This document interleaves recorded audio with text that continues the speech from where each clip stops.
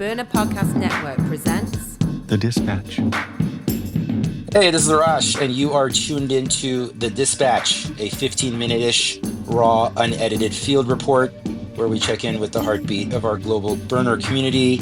It is 196 days till the man burns as of this recording, and I am on the phone with Public Menace, who might just be the most appropriately playa-named scoundrel I've ever talked to. Hello, should we call you Public or Mr. Menace? How should we do this? You know, when you first said Mr. Menace, it was one of the happiest moments I've had in so long. But it feels a little formal for today, so or we can just go with Jonny, whatever you prefer. We'll just go with Jonny, but from time to time I may just refer back to that because it is, without a doubt, I'm sorry to make anybody jealous, one of the coolest playa names I've ever heard in my life. So, Jonny, tell us real briefly about who you are. What your professional background is. I, of course, for people who are tuning in, became aware of you thanks to the, I believe, 80-page independent audit that you did of Burning Man, which has become quite the topic piece on Reddit. And I reached out to you and was delighted to hear you immediately respond with joy and excitement to talk about it. So, tell us in a couple of sentences what you can tell us, listeners around the world, about who you are and what makes you think you can do an edit. Well, thank you. And yeah, I clearly had too much time on my hands. It was quite a few pages, more than that. How many pages was it? I think it was 160-ish. 160. Ooh. All right, let's count it here. Yeah. I need to start dating again. Yeah. Maybe we can help get some listeners to come your way. There we go. Yeah. I think I run a tech company. It's called the Alvaro, and we're basically a supply chain / commodity trading company who use blockchain, as much as I hate to say that word, to bring transparency to supply chains and to communities exclusively in developing regions of the world and to post-conflict regions of the world. What that essentially means is that the data that backs up any product that we sell is completely transparent. It cannot be touched or tampered with, and we show everything down to the factory audits that are passed or not passed, down to is everybody paid correctly, has everyone been paid, what were the working conditions, when was something harvested. And we really believe strongly that this level of transparency is the key to sort of a move towards a decentralized future, as well to just towards a governance system that people want and that people need. And I think when we look at like global politics right now, we see a lot of sort of, if that could happen, it would probably be a good thing right now. Yeah. So it's fair to say you have a bias towards transparency. Yeah. What are, real quick, what would be some reasons, from an altruistic standpoint, always assuming positive intent, of course, that's the way that I look at all situations. What are some reasons that companies or organizations aren't transparent? Wow, we've jumped right into it. Sure. I don't think that aside from the obvious, power collection, I mean, like, are there reasons that you come across that the average person might not think of? I think I prefer to look at it more as like, what does the customer not have right now, rather than what does the company not need to provide. When I look at my customers, I see that they want this information. They want to know if the people that produce the products that they're selling were paid correctly. They want to know that there's not child labor involved, those sort of things. And like right now, there aren't mechanisms that exist within the current structures to do that. Like, for example, the FDA does not require information on working conditions prior to food processing. For food processing, for things done overseas. So in our Honduras aspects of our business, we now add that in, and you can see that data, and you can see that, there were like the correct fishing requirements and licenses for that guy who was diving for your lobster.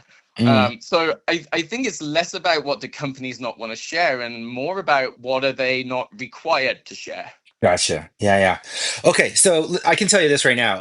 At some point in the near future, you and I are going to be in the same physical space, and I would love to sit down and do like a full one with you because we talked quickly before this, and like just a wealth of interesting shit that I would love to get into. But let's do it. Let's do the quick one today for the listeners. How long have you been burning? How familiar are you with the playa?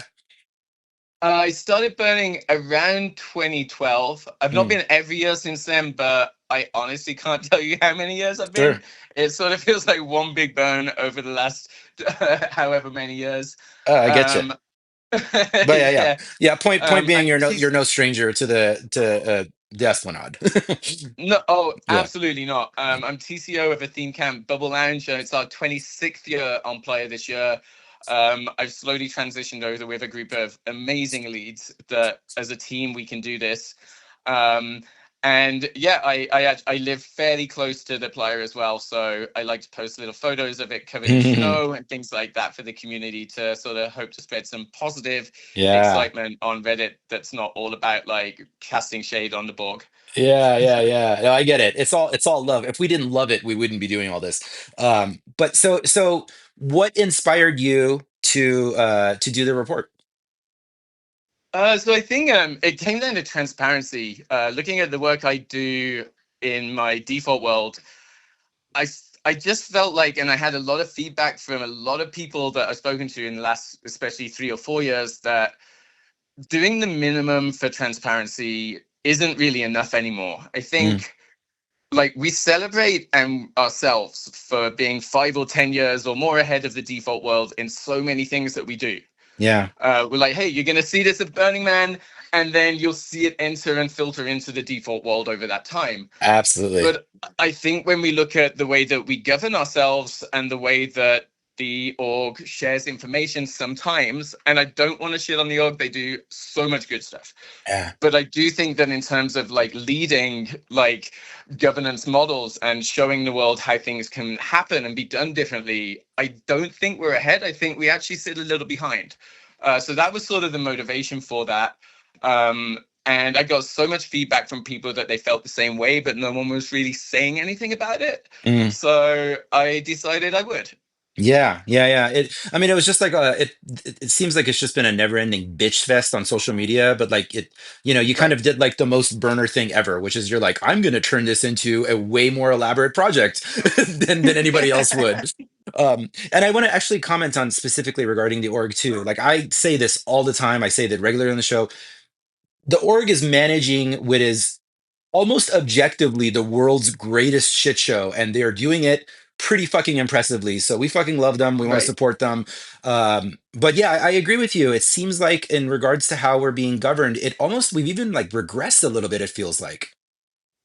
I agree with that. And I Mm, think like when you look at decentralized collectives that are emerging in so many aspects of business right now, it's wild to me that we weren't that force driving. Like, I mm, think voting mechanisms don't really exist. And for me, what it really comes down to is showing and not saying.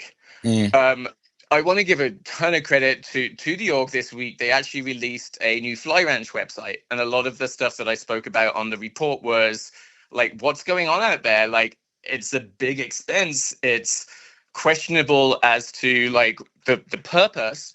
Like, tell us. We're not challenging the decision to have Fly Ranch. We just want to know what is this value add. mm, And they've actually regenerated the whole website. They put a ton of stuff on there. I was speaking to some of the guys at the org this week about like, I think this maybe feels like transparency, but isn't. I think that there's a bit too much information in places. Like, let's make information easier for people.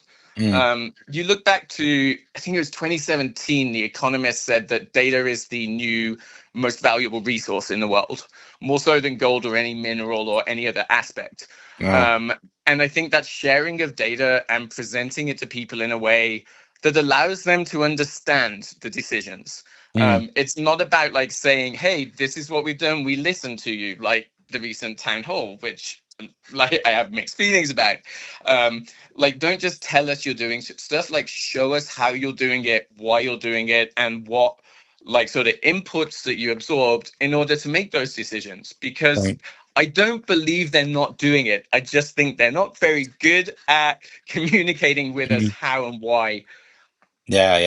Yeah. It's and everything is moving definitely so quickly, and yeah, I hear you. My feeling is always like you hear so many people, again in the online bitch fest, everybody's complaining about seems like different kinds of things, and I think Mhm. in my observation as a storyteller communicator, it seems like generally what's happening is that there's a feeling of disconnect that's happening between the org and the population, and everybody's looking for different logic that they're applying to it, even though it kind of seems like it's mostly a feelings kind of thing, in my observation, in my opinion. So I'm curious what you took away mostly from the document. I think listeners, of course, can go read the doc. It shows all your exactly the way that you went about it and what the structure is. But I'm curious what your biggest takeaway was from doing the report. I think the biggest takeaway is really looking inwards to ourselves for those principles and saying, hey, how do we want governance to exist within our communities? Mm, Um, for me, I look at like cities need mayors, they don't need CEOs. I think that's weird to me. Like I see Black Rock City as a city, and I wonder why we are allowing it to have this very strong corporate sort of feel that exists over there. I think yeah. when we want to ask questions and submit feedback, while those mechanisms exist, and while we've got to take it a bit more seriously and say, hey, like we want to run this city in a certain way, we Mm, want you to do these certain things, but equally we need to be involved in how that's done. Like right. the recent ticket sales really tricky because it came across as, hey, we're making it really accessible at 550, but within an hour, like I've been looking for someone who got a ticket at that price, I've not seen it, and Mm, the actual availability is at 750. The community is this was savvy to this, and we see that this all that feels like is basically a insult against like being told it's one thing where really it's a defensible argument against another. right. And I think if we were included in what that decision making was, if we were able to represent ourselves within the org, then I think a lot of the issues and those tensions that exist would really go away. Yeah. God, that is amazing. So, all right. So, just final piece here before we wrap. What is your recommendation on what we can do as a community to move it more in the direction that we want, other than bitching about it on Facebook? I honestly, I think the first thing we need to do is stop bitching about it online. I think we need to Mm, celebrate all of the people in our community, which everyone at the org is. I mm, think we need to embrace them and work better with them, and also like sort of break down this barrier. This online troll bullshit is so fucking like old and outdated. What mm, we should be doing is showing the world that we are 5, 10 years ahead of them, and that even with sort of that sort of tension between us and the governance models that exist around us, what we need to do is find ways to solve that, which involves mm, talking to people. It involves presenting ideas and having them accepted as well. It also includes voting mechanisms, like where is an opportunity for us to see the feedback that the org received in the last year, to see how they determine the way that they're governing us.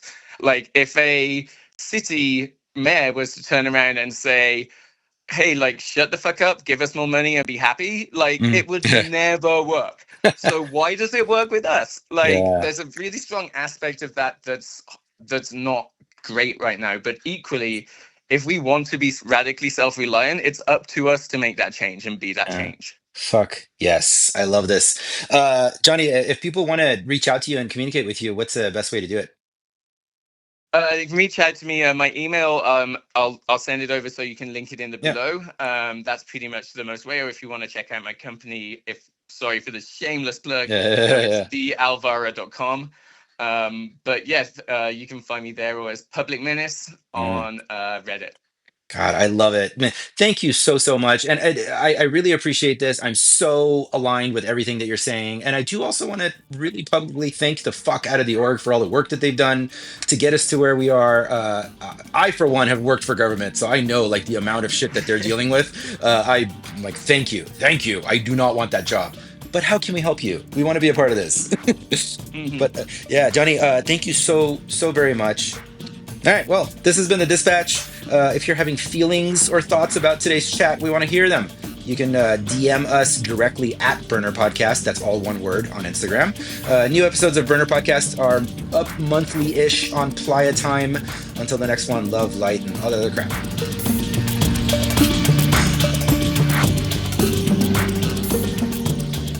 Fuck your burn.